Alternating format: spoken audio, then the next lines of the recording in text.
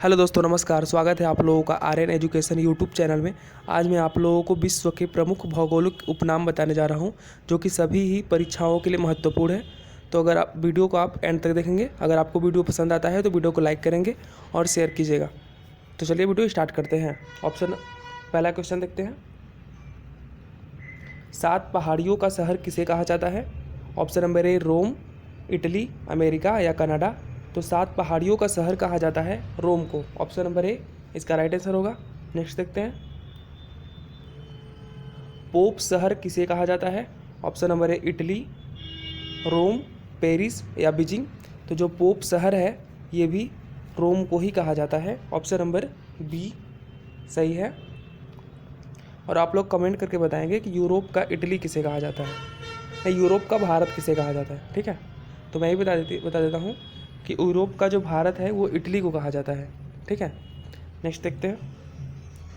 आप लोग कमेंट करके बताएंगे कि यूरोप की गंगा किसे कही जाती है। ठीक है, पश्चिमी का बेबीलोन किसे कहा जाता है? Option number A Norway, America, Rome या मिस्र।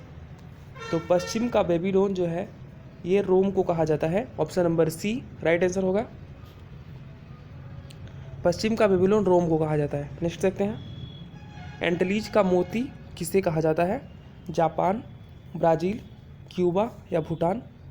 तो एंटलीज का मोती जो है ये क्यूबा को कहा जाता है। ऑप्शन नंबर सी इसका राइट आंसर होगा। क्यूबा को एंटलीज का मोती कहा जाता है। नेक्स्ट देखते हैं। सॉरी, पीछे आ गया है थोड़ा question. Sugar bowl of the world किसे कहा जाता है? क्यूबा, फिनलैंड, न्यूयॉर्क या लाओस। तो sugar bowl of the world भी क्यूबा को ही कहा जाता है। ऑप्शन नंबर ए इसका राइट आंसर होगा। नेक्स्ट देखते हैं। पर्ल ऑफ द ओरिएंट किसे कहा जाता है?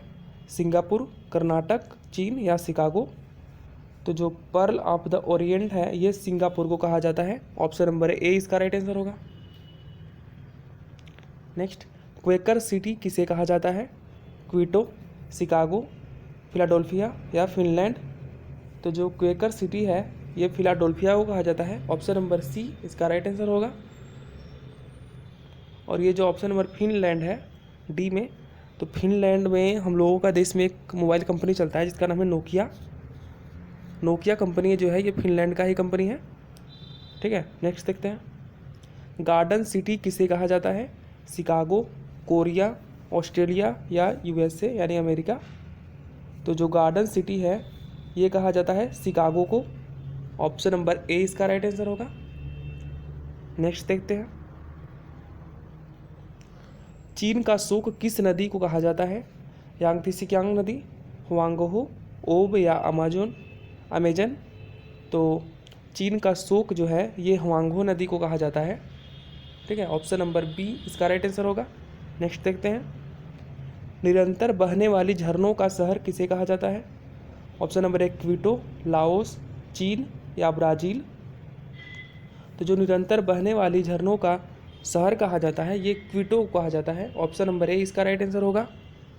अगर आप लोगों को वीडियो पसंद आता हो तो वीडियो को लाइक एंड शेयर करें और चैनल को सब्सक्राइब करें। नेक्स्ट देखते हैं। हर्मिट किंगडम किसे कहा जाता है? जापान, ऑस्ट्रेलिया, चीन या फिर कोरिया। तो जो हर्मिट किंगडम है ना ये कोरिया को कहा जाता है। ऑप्शन नंबर डी इसका राइट आंसर होगा। और जापान को सूर्योदय का देश कहा जाता है। ठीक है, जापान को सूर्योदय का देश कहा जाता है। और पूर्व का ब्रिटेन भी जापान को ही कहा जाता है। नेक्स्ट देखते हैं। Land of the morning com किसे कहा जाता है? ऑप्शन नंबर एक कोरिया, अफ्रीका, लहासा या बेंगलुरु। तो जो land of the morning com कहा जाता है ये भी कोरिया को ही कहा जाता है। ऑप्शन नंबर ए इसका राइट आंसर होगा। आप लोग कमेंट बॉक्स में ये बताएंगे कि जो दक्षिण कोरिया और उत्तर कोरिया है, दक्षिण कोरिया और उत्तर कोरिया के बीच में कितनी डिग्री लाइन विभाजित करती है दोनों लोगों को, आप लोग कमेंट करके बताएंगे। नेक्स्ट देखते हैं। Land of the golden fleece किसे कहा जाता है? ऑस्ट्रेलिया, जापान, भूटान या बेल्जियम। तो land of the golden fleece जो है ना फ्लीस ये ऑस्ट्रेलिया को कहा जाता है। और ऑस्ट्रेलिया को एक प्यासी भूमि का देश भी कहा जाता है। आप लोग कमेंट करके बताएंगे कि ऑस्ट्रेलिया और न्यूजीलैंड के बीच में कौन सी जल संधि है।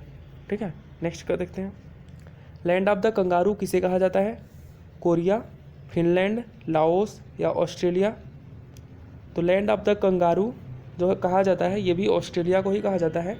ऑप्शन नंबर डी इसका राइट आंसर होगा कि land of the kangaroo Australia को कहा जाता है। नेक्स्ट देखते हैं, हजारों झीलों का शहर किसे कहा जाता है? कोरिया, फिनलैंड, लाओस या ऑस्ट्रेलिया? तो जो हजारों झीलों का शहर कहा जाता है ये भी कहा जाता है फिनलैंड को ही। ऑप्शन नंबर बी इसका राइट आंसर हो जाएगा। नेक्स्ट देखते हैं, अर्धरात्रि में सूर्य कहाँ पर निकलते हैं? Option number A Japan, Laos, Norway या भूटान? तो जो अर्धरात्रि में सूर्य निकलते हैं ये नॉर्वे में निकलते हैं।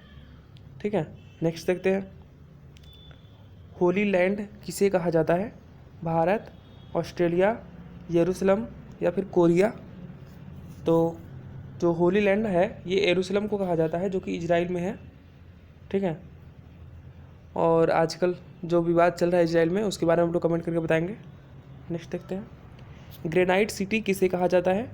जिब्राल्टर, एबरडीन, मिस्र या आइजोल? हम लोग बताएंगे।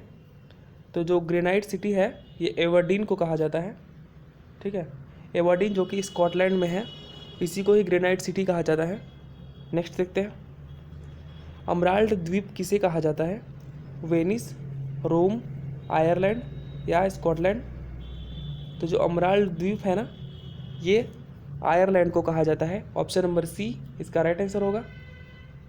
नेक्स्ट देखते हैं, नील नदी का वरदान किसे कहा जाता है? ऑप्शन नंबर ए मिस्र, इटली, पेरिस या ब्राज़ील? तो जो नील नदी का वरदान है ना ये मिस्र को कहा जाता है। ऑप्शन नंबर ए इसका राइट आंसर होगा। और नील नदी जो है दुनिया की सबसे लंबी नदी है जिसकी लंबाई जो है 6690 किलोमीटर है। और आप लोग कमेंट करके ये बताएंगे कि नील नदी का उद्गम कहाँ से होता है। ठीक है, नेक्स्ट देखते हैं, क्वीन ऑफ द एड्रियाटिक किसे कहा जाता है? वेनिस, कोच्चि, म्यांमार या फिर ओसाका? तो क्वीन ऑफ द एड्रियाटिक कहा जाता है जो वेनिस को कहा जाता है। ठीक है, जो कि इटली में है।